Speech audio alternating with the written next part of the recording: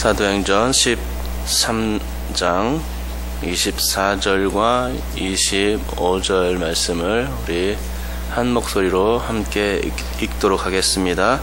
그가 오시기에 앞서 요한이 먼저 회개의 세례를 이스라엘 모든 백성에게 전파하니라. 요한이 그 달려갈 길을 마칠 때에 말하되 너희가 나를 누구로 생각하느냐? 나는 그리스도가 아니라 내 뒤에 오시는 이가 있으니 나는 그 발의 신발끈을 풀기도 감당하지 못하리라 하였으니. 아멘. 오늘 본문은 사도 바울의 제1차 선교 때 있었던 일인데요. 1차 선교 때 비시디아 안디옥 지역에 가가지고 어떤 한 회당에 들어갔을 때 했던 설교 중에 한 내용입니다. 그래서 우리가 이제 주일날만 이 사도행전을 살펴봤는데 오늘 이제 목사님이 안 계셔서 오늘 말씀을 다시 연결해서 보게 되었습니다. 그래서 그 설교를 할 때 첫 번째 부분이 출애굽 사건과 가나안 정복 사건을 먼저 얘기했죠. 그래서 이것을 통해서 제가 지혜로운 전도 방법에 대해서 얘기했었고요. 두 번째 시간에는 사울 왕과 다윗 왕 이야기가 나오는데 이거를 통해서 예수 그리스도의 어떠하심, 즉 예수 그리스도의 순종과 그 겸손을 배우고 또 동시에 우리도 예수님을 닮아서 하나님께 순종하며 겸손한 삶을 살아야 된다, 이런 것을 배웠습니다. 오늘 시간에는 그 세 번째 부분으로 세례 요한에 대해서 한번 살펴보는 시간을 가지도록 하겠습니다. 여러분, 세례 요한은 여러분도 아시다시피 광야에 외치는 자의 소리로서 주님의 오실 길을 예비했던 엘리야에 비유되는 인물입니다. 엘리야는 어떤 사람이냐? 낙타타롯을 입고 다녔죠. 그래서 광야에서 또 지냈습니다. 그런데 세례 요한이 그와 똑같은 엘리야처럼 광야에서 지냈는데 선지자의 복장을 하고 다녔다는 것입니다. 요한은 엘리야처럼 메뚜기와 석청을 먹고 그 광야에서 낙타타롯을 입고 지냈던 것이죠. 그런데 구약 성경 말라기 4장에는 엘리야가 와야 메시아의 초림이 있을 것이다, 이렇게 말해주고 있습니다. 이 예언은 세례 요한에게 그대로 적용될 수 있는 것인데 그는 예수님의 오실 길을 예비했던 엘리야라고 말씀드릴 수 있을 것입니다. 하지만 세례 요한은 자신이 한사코 엘리야가 아니라 이렇게 말했습니다. 그러나 예수님은 그 세례 요한에 대해서 바로 세례 요한이 엘리야다, 이렇게 확정지어 말했고, 또 그러나 사람들은 임의로 이 세례 요한을 대우했다, 이렇게 말씀해 주셨죠. 그러면 이 세례 요한이 했던 사역은 무엇입니까?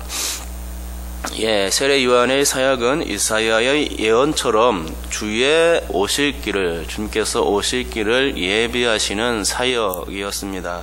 특별히 그는 예수님보다 6개월 먼저 태어났고 또 예수님보다 공생의 사역도 먼저 시작했습니다. 그렇게 공생의 사역을 먼저 시작할 때에 어디에서 했냐? 요단강 동편의 베다니 지역에서 했죠. 요단강에서 세례 주는 사역이 바로 그가 했던 사역입니다. 이 세례의 전통은 아주 불분명한데요. 성경에는 세례 요한이 최초로 시작한 것으로 나옵니다. 아마도 광야에서 은둔하며 공동체 생활을 했던 에세네파라는 그런 공동체가 있는데 세례의 원조가 아닐까 생각하지만 성경에는 그런 기록이 나타나 있지 않습니다. 그리고 성경에는 요한이 세례를 시작한 것으로 나오고 있죠. 그래서 요한이 세례를 했기 때문에 요한의 칭호 앞에 세례라는 이름이 붙어서 세례 요한이라 불리게 된 것이고 성경에 그렇게 기록되었습니다. 요한은 세례를 주면서 회개하라는 메시지를 전파했습니다. 회개하라, 천국이 가까웠다 라고 메시지를 전파했죠. 이게 회개 그 메시지를 전파한 것이 세례 요한의 특유의 그 메시지였는데요. 나중에 예수님께서도 공생의 생활을 시작하실 때에 가버나움 지역에서 사역을 시작하자마자 이 세례 요한과 같은 메시지를 동일하게 선포하면서 당신의 공생애를 시작하죠. 회개하라, 천국이 가까이 왔다라고 하면서 세례 요한의 그 메시지를 동일하게 적용하셨던 것입니다. 그만큼 이 회개의 메시지는 중요했고, 그리고 이 세례의 메시지와 함께 그 세례라는 그 사역도 아주 중요한 사역이었는데요. 우리 다 같이 24절 말씀을 한번 읽어보겠습니다. 읽겠습니다. 시작. 그가 오시기에 앞서 요한이 먼저 회개의 세례를 이스라엘 모든 백성에게 전파하니라. 아멘. 바로 이 한 구절이 세례 요한의 사역을 정의해주는 한마디입니다. 즉 세례 요한에게 주어졌던 하나님의 뜻은 이 회개의 세례를 전파하는 그런 사역이었다라고 말씀드릴 수가 있습니다. 단 그 일은 이스라엘 백성들에게만 한정된 그런 사역이었죠. 그는 요단강 건너편의 베다니에서 세례 베푸는 사역을 함으로써 예수님을 위해 유대 사람들과 갈릴리 사람들을 준비시켰던 것입니다. 또한 예수께서 사마리아로 들어가시기 전에는 사마리아 땅의 에논이라는 지역으로 옮겨서 역시 주님을 위해서 사마리아 사람들을 회개시키고 그들에게 세례를 주어서 이 사마리아 사람들을 준비시켰던 것을 보게 됩니다. 그러니 이렇게 회개의 세례를 베푸는 일이 곧 사람들을 준비하는 사역, 예수님을 위해서 그 준비된 마음, 심령들을 준비하는 그런 사역이었던 것입니다. 그래서 실제로 예수님의 12제자들 중에는 세례 요한의 세례를 받았던 요한과 안드레가 있습니다. 그들은 요한의 제자였지만 나중에 주님의 제자로 흡수가 되죠. 아무튼 이 세례 요한의 사역에서 가장 중요한 것은 24절과 같이 회개의 세례라고 정의할 수 있습니다. 베다니아 에논 지역에서의 사역은 오로지 회개의 세례를 전파하는 그런 사역이었고 이것은 곧 예수님을 위한 충성이었습니다. 곧 에논 사역 이후에는 곧바로 헤롯 안티파스에게 붙잡혀서 감옥에 갇히게 되었고 끝내는 돌아올 수 없는 길로 이제 차명당하게 되는데 그렇게 세례 요한의 생애는 짧은 생애였습니다. 그렇지만 그 짧은 생애 동안 30대 초반까지의 그런 짧은 생애였지만 그런 일평생을 주님만을 위해서 산 삶이었죠. 비록 그런 그 짧은 삶이었지만 그래도 주님만을 위한 삶이었기 때문에 그의 삶은 어떤 삶이냐? 예수님을 위한 삶은 복된 삶이죠. 그리고 영광의 삶입니다. 그래서 세례 요한의 삶이 바로 그 복된 삶이자 영광의 삶이었다 이렇게 말씀드릴 수가 있을 것입니다. 우리 다같이 25절 말씀을 다같이 한번 읽어보도록 하겠습니다. 읽습니다. 시작. 요한이 그 달려갈 길을 마칠 때에 말하되 너희가 나를 누구로 생각하느냐? 나는 그리스도가 아니라 내 뒤에 오시는 이가 있으니 나는 그 발의 신발끈을 풀기도 감당하지 못하리라 하였으니. 이 말씀은 세례 요한이 어떤 생애를 살았는지 단적으로 보여주는 말씀이 아닐 수가 없습니다. 요한은 예수 그리스도 앞에 항상 겸손한 사람이었음을 본문이 가르쳐 주죠. 다시 말하면 그는 예수님보다 먼저 태어났고 공생의 사역도 먼저 시작했지만 자기가 먼저라고 주장하지 않은 사람입니다. 오히려 자기를 낮추고 예수님만 높여드렸던 사람입니다. 그래서 자신은 쇠하고 예수님은 흥해야 한다라는 노래를 하기도 했던 것이죠. 그 이유는 내 뒤에 오시는 이가 나보다 존귀한 존재라는 믿음이 그에게 있었기 때문입니다. 내 뒤에 오시는 이 바로 메시아이신 예수께서 오시면 나는 그의 신발끈을 풀기조차 감당 못할 하찮은 존재야 라고 생각했던 것입니다. 신발끈을 풀어주는 것은 누가 하는 일입니까? 허드렛 일을 하는 하인들의 몫입니다. 그런데 그 신발끈을 풀기조차 감당하지 못한다는 이렇게 말했으니 그는 신발끈을 푸는 하인들보다 더 못한 존재라는 것이죠. 그러니까 여기서 세례 요한이 생각을 알 수 있는데 자신은 그것은 자신을 한없이 낮추고 예수님을 한없이 높여드리는, 그래서 예수님을 위해서 충성을 다하는 삶이었다는 것을 보여주는 것입니다. 여러분, 요한은 그리스도가 아니라고 말했죠. 내 뒤에 오시는 이가 그리스도라라고 밝혔는데요. 그는 그리스도가 아니기에 그리스도를 알리고 전파하는 일에 최선을 다했던 것입니다. 그 그리스도를 하인의 하인, 종의 종된 그런 신분으로서 섬겨드리는 일을 마다하지 않은 것입니다. 그러나 그 일을 오히려 더 기뻐했습니다. 하인들이 그렇듯이 그는 그리스도를 위해서라면 모든 구질구질한 일들을 다 감당할 수 있었던 것입니다. 예수 그리스도가 어디에서 사역하든 그 예수 그리스도의 사역지를 한 발 앞서 가서 사람들을 준비하고 그들의 심령을 주 예수 그리스도께로 돌리려고 열심을 다했다는 말이죠. 비록 그는 일찍 잡혀서 참형당하고 또 베다니와 에논 사역의 사역이 전부였지만 그래도 그것으로 충분했습니다. 왜냐하면 그의 짧은 사역을 통해서 예수님을 위한 유대와 갈릴리, 사마리아 사람들이 모두 준비되었기 때문입니다.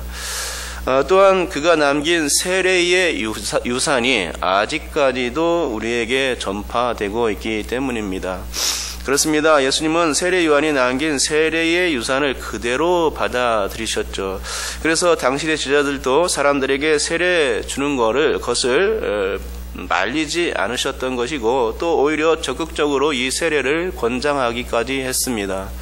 그것은 예수님께서 승천하실 때에 제자들에게 부탁하신 말씀 가운데 나타납니다. 곧 예수께서 나와 말씀하여 이르시되 하늘과 땅의 모든 권세를 내게 주셨으니 그러므로 너희는 가서 모든 민족을 제자로 삼아 아버지 아들과 성령의 이름으로 세례를 베풀고 내가 너에게 분부한 모든 것을 가르쳐 지키게 하라. 볼지어다 내가 세상 끝날까지 너희와 항상 함께 있으리라 하시니라. 라는 이 말씀 가운데 있습니다. 여러분, 예수님은 제자들을 향해서 가서 모든 민족을 제자로 삼아 아버지와 아들과 성령의 이름으로 세례를 베풀라라고 명령하셨던 것입니다. 승천하실 때 마지막 말씀으로 유언과 같은 그런 말씀을 주셨는데 그 가운데의 말씀이 바로 세례였던 것입니다. 제자를 삼을 때 제일 중요한 한 가지 사항을 말씀하신 거죠. 그것이 바로 세례인 것입니다. 세례에 해당하는 헬라어 밥티조는 완전히 젖게 하다라는 이런 뜻을 가졌는데 곧 침례를 의미합니다. 요즘의 세례는 약식으로 머리에 손을 대는 정도로 그치지만 또 원래 세례는 밥티조이고 물속에 사람을 집어넣어 완전히 젖게 하는 그런 방식이었던 것입니다. 아무튼 예수님은 이 밥티조 형식을 인정하셨다는 것이고 그것은 승천시 때만 그런 것이 아니라 공생의 초반 예수님이 세례 요한에게 세례 받을 때부터 그렇게 하셨습니다. 곧 예수님은 기꺼이 세례 요한의 침례를 인정하셨기에 당신께서 그 세례 요한의 침례를 받으셨던 것입니다. 그리고 지금까지도 그 침례의 그 전통이 이어져 오고 있는 것이고 그 세례의 전통은 곧 이 세례가 예수님을 고백하고 신앙을 가진다는 그 하나의 표로 되게 된 것이죠. 그렇습니다. 여러분, 지금까지 제가 이런 여러 얘기를 했는데 이게 다 세례 요한이 했던 일입니다. 그리고 그것은 24절 안에 다 함축되어 포함되어 있는 것을 알게 됩니다. 그러니까 다시 말씀드리자면 24절은 요한의 사역을 한마디로 압축한 구절이라 볼 수 있겠고 그 사역은 예수님께서도 인정하신 사역이었음을 알게 됩니다. 또한 25절에서는 요한이 자신의 존재와 예수님의 존재에 관하여 특별한 구분을 했었음을 알려주는 부분입니다. 곧 예수님은 그리스도이고 자신은 종의 종 신분이라는 것이죠. 그리고 그 중간 내용이 뭐가 있습니까? 연결시켜주는 내용이 있는데 그것은 요한이 그 달려갈 길을 마칠 때에 라는 말씀이 여기에 삽입되어 있습니다. 여러분, 그런데 저는 이 부분이 가장 중요한 부분이 아닐까라는 이런 생각을 한번 해봅니다.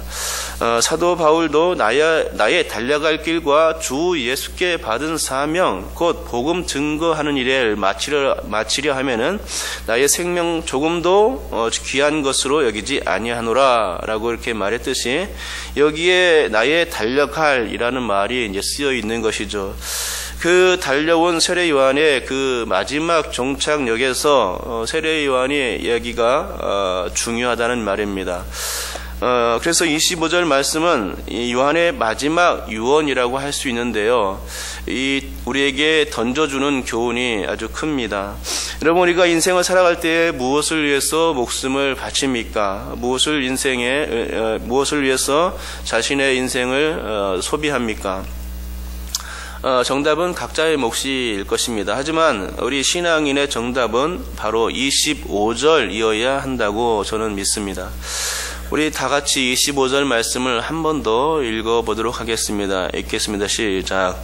요한이 그 달려갈 길을 마칠 때에 말하되 너희가 나를 누구로 생각하느냐? 나는 그리스도가 아니라 내 뒤에 오시는 이가 있으니 나는 그 발의 신발끈을 풀기도 감당하지 못하리라 하였으니. 아멘.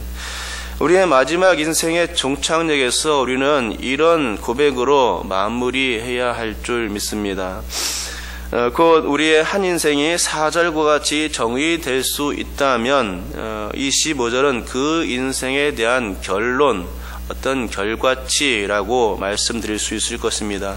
그런데 문제는 24절처럼 열심히 목숨을 다해서 자신의 인생을 살았음에도 불구하고 25절과 같은 결과치를 얻지 못한다면 그 인생은 실패한 인생이라는 것입니다. 아무리 열심히 살았어도 예수 그리스도 없는 그 인생으로 결과가 끝난다면 우리 인생은 헛된 것이죠. 그 사람의 인생은 구원이 없기 때문에, 영생이 없기 때문에 실패한 인생인 것입니다.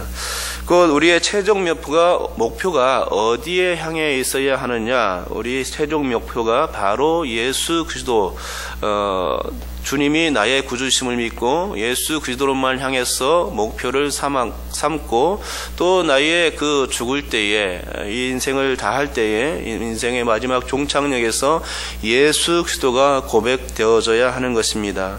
그런데 누가 그렇게 살았습니까? 바로 세례 요한이 바로 그렇게 살았던 것이죠.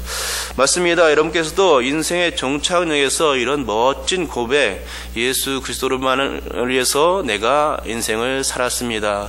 오직 내 인생에는 예수 그리스도밖에 없었습니다. 라고 이렇게 고백할 수 있기를 주님의 이름으로 축복합니다. 오늘도 예수 그리스도만이 드러날 수 있는, 나의 삶에서 오직 예수 그리스도만 고백될 수 있는 삶이 될 수 있기를 주님의 이름으로 축복합니다.